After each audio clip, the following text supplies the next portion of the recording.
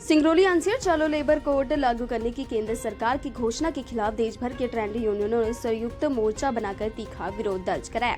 INTUC, HMS, INTUC और सिंटू ने इसे मजदूरों को गुलाम बनाने का फरमान बताते हुए 12 फरवरी 2026 को राष्ट्रव्यापी हड़ताल का आह्वान किया। ट्रेड यूनियनों का कहना है कि ये कानून मजदूरों के वर्षों के संघर्ष से प्राप्त अधिकारों पर सीधा हमला है और इसे मालिक पक्षीय मजदूर विरोधी कानून के रूप में थोपा जा रहा है। संयुक्त मोर्चा के आरोप लगाया कि लेबर कोड के जरिए औद्योगिक संबंधों को कमजोर कर अशांति पैदा की जाएगी। जेसीसीआई अभी भारत सरकार के द्वारा नया लेबर लॉ लाया गया, क्या कुछ कहेंगे इसको लेकर? देखिए, जो नया श्रम कानून भारत सरकार के द्वारा लाया गया है, पुराने 29 श्रम कानूनों को समाप्त करके 4 नए श्रम कानून बनाए गए हैं। उससे देश में जितने भी कामगार साथी हैं, चाहे वह परमानेंट नेचर के हों, चाहे वह असंगठित वर्ग के हों, बहुत सारी समस्याएं आनी है और सीधे सीधे इससे उनके व्यापक जीवन में असर पड़ने वाला है। मैं मुख्य रूप से कुछ उदाहरण देता हूं जो सरकार ने अपने बजट में नोटिफाई किया है। देखिए, पहले पुराने जो श्रम कानून बने थे उसमें जो पुराने हमारे श्रमिक नेता थे, उस समय के ट्रेड यूनियन लीडर्स थे, उन्होंने काफ़ी संघर्ष करके 8 घंटे ड्यूटी का काम का समय कराया था। और अभी जो सरकार वर्तमान में कोड लेके आई है वो 8 से 12 घंटे अब काम करना पड़ेगा। यह गुलामी के दिनों की याद दिलाती है। उस समय प्राइवेट कंपनियां हुआ करती थी। मैं कोयले की बात करूं तो कोयला में निजी हाथों में कंपनियां हुआ करती थी, कोयला खनन हुआ करता था और वहां पे बड़े बड़े मुस्तंड पहलवान रखे जाते थे काम कराने के लिए और 12 से लेकर के 16 घंटे तक काम कराया जाता था। काफी आंदोलन हुए, काफी लड़ाई लड़ी गई। फिर उस समय की सरकारों को भी लगा कि नहीं, ये वाजिब मुद्दे हैं और इंदिरा गांधी जी जब देश की प्रधानमंत्री बनी और कोयला का राष्ट्रीयकरण हुआ, उस समय जो है 8 घंटे कानून में तब्दीली होकर के 8 घंटे की व्यवस्था लाई गई और आज फिर से केंद्र सरकार के द्वारा गुलामी के दिनों को याद दिलाते हुए और उनके कॉर्पोरेट घराने के साथी हैं उनको लाभ पहुंचाने के लिए यह 12 घंटे की ड्यूटी की जा रही है। जब आधिकारिक रूप से 12 घंटे ड्यूटी का ऐलान हो जाएगा तो यह जो प्राइवेट कंपनियां हैं, यह जो कॉर्पोरेट घराने हैं, वो 16 से लेकर 20-20 घंटे तक काम कराएंगे और कामगार साथियों का भरपूर शोषण होने की पूर्ण संभावना है।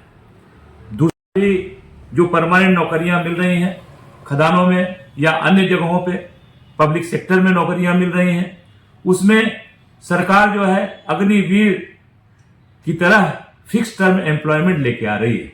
जैसे अग्निवीर योजना लाई फौज में कि 4 साल के लिए हम रखेंगे और 4 साल के बाद हम आपको हटा देंगे। उसी तरीके से अगर कोई खदान खुलती है, कोई कॉन्ट्रैक्ट अवार्ड होता है, तो उसमें जितने दिनों का वह खदान खुलेगी, लीज होगी, उतना ही दिन की उनकी नौकरी मिलेगी। इसको फिक्स टर्म एम्प्लॉयमेंट कहेंगे। इसका मतलब सरकार देश से पब्लिक सेक्टर को हटाना चाहती है, देश से कोयला को भी निजीकरण की ओर ले जाना चाहती है। पब्लिक सेक्टर में चाहे एनटीपीसी हो, गेल हो, भेल हो, ये सारे कंपनियों को, एनसीएल हो, सीआईएल हो, सारे कंपनियों को इस सरकार की नीयत है कि आने वाले दिनों में प्राइवेट में ले जाएंगे और इसके शेयर भी बाकायदे बेच रही है सरकार। इससे उनकी नीयत साफ होती है और जब नियम में फिक्स टर्म एम्प्लॉयमेंट की बात लेके आए हैं तो यह निश्चित रूप से कामगार साथियों के जीवन को प्रभावित करेगा, उनके आने वाले समय में जो सामाजिक समरसता है उसको प्रभावित करेगा।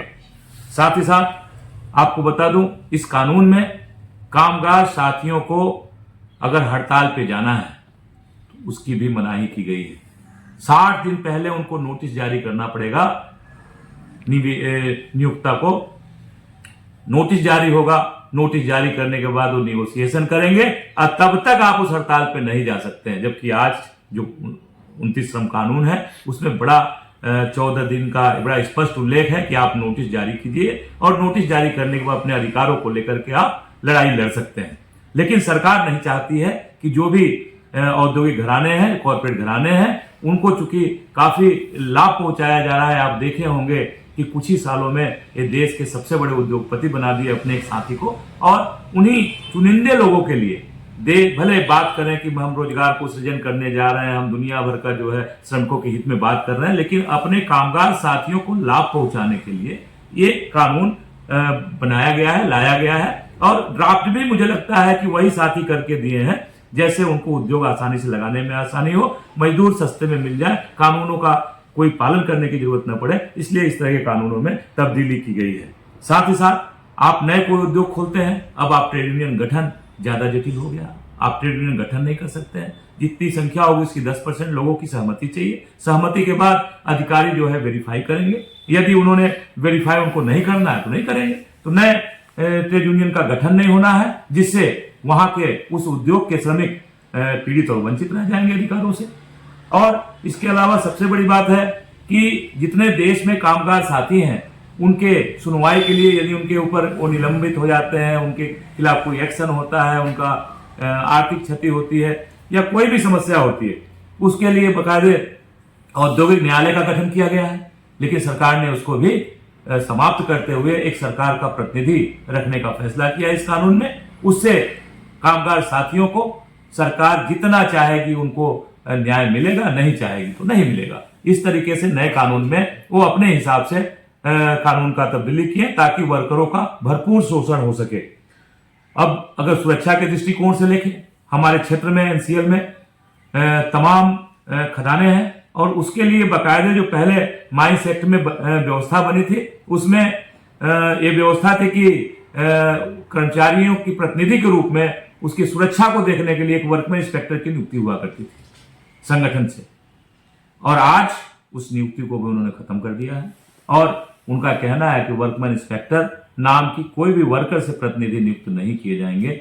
इन तमाम तरह के और भी यही बहुत सारी चीजें हैं, लेकिन मैं कुछ मोटी मोटी चीजें बताया हूं कि केंद्र सरकार ये कानून के माध्यम से अपने पूंजीपति साथियों को भरपूर फायदा देना चाहती है। वो उद्योग स्थापित करें और उद्योग में बहुत सस्ते दर में मजदूर मिले, बिना नियम कानून के, बिना किसी श्रम कानून का लागू किए हुए उनको मजदूर प्राप्त हो जाए और उनको पेमेंट न करना पड़े, उनका भरपूर शोषण हो, वो अपनी अधिकारों को कहीं उठा न सके किसी फोरम में। इसलिए इस तरह के कानून लाए गए हैं और इसको लेकर के देश की तमाम संगठनें बीएमएस को छोड़ करके 12 तारीख को प्रस्तावित हड़ताल को सफल बनाने के लिए कटिबद्ध हैं, इकट्ठे हैं, एकजुटता का परिचय दे रहे हैं। और आने वाले 12 तारीख को हम लोग पूरे देश सहित एनसीएल और सिंगरौली क्षेत्र में भी काम करने वाली तमाम कंपनियों में आंदोलन को सफल करने के लिए आह्वान कर रहे हैं और इसको सफल बनाने का प्रयास कर रहे हैं।